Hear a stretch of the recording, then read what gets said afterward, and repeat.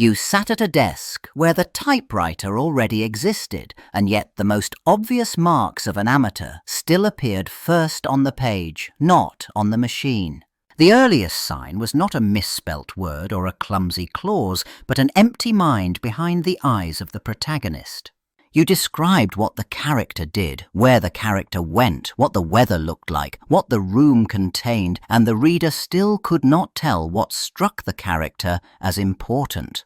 That absence created a peculiar strain, because events occurred, but nothing in the narrative showed how those events changed the person forced to endure them.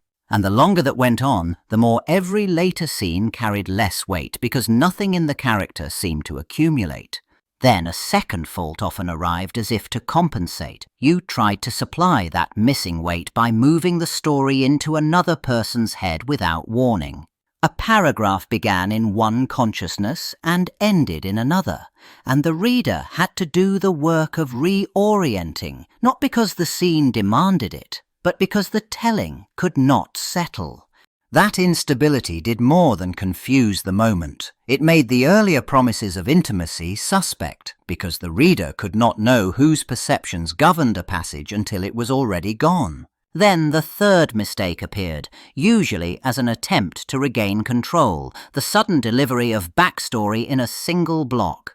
You stopped the present action, and you unloaded ancestry, former injuries, old debts, childhood rooms, and the history of every quarrel, because you feared the reader could not proceed without it.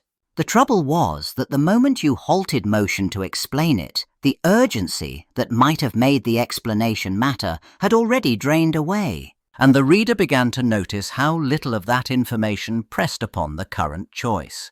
When that happened, you often clung harder to what you had written, and the fourth problem took root. You refused to cut. A clever exchange, a charming visitor, a detour to show your learning, a whole scene you enjoyed drafting by lamplight stayed in place even when it failed to change the direction of the plot. Each preserved ornament demanded time and attention, and as those demands increased, the central line of the story weakened, because cause no longer led cleanly to effect. To keep the pages turning, you then leaned too heavily on a single manner of scene, and the fifth mistake became visible. Sometimes you offered only action, a succession of movements with little context, and the reader could not tell why any blow mattered.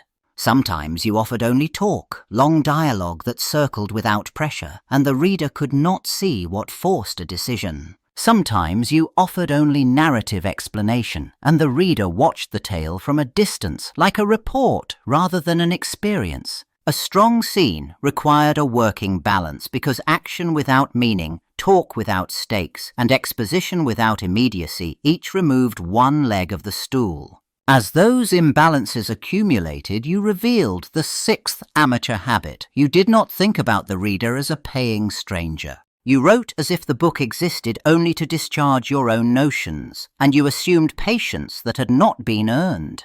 In a circulating library or a bookseller shop, that assumption cost you quietly, because other volumes competed for the same hours by offering clearer pleasures and sharper expectations.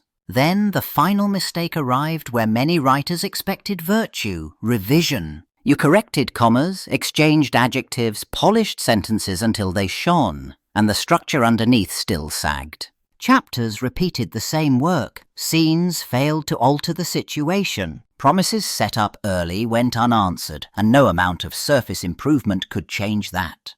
The deeper revision required you to trace what each scene actually did in order, and to see where the chain of cause and effect broke, because the page could look finished while the story remained unfinished.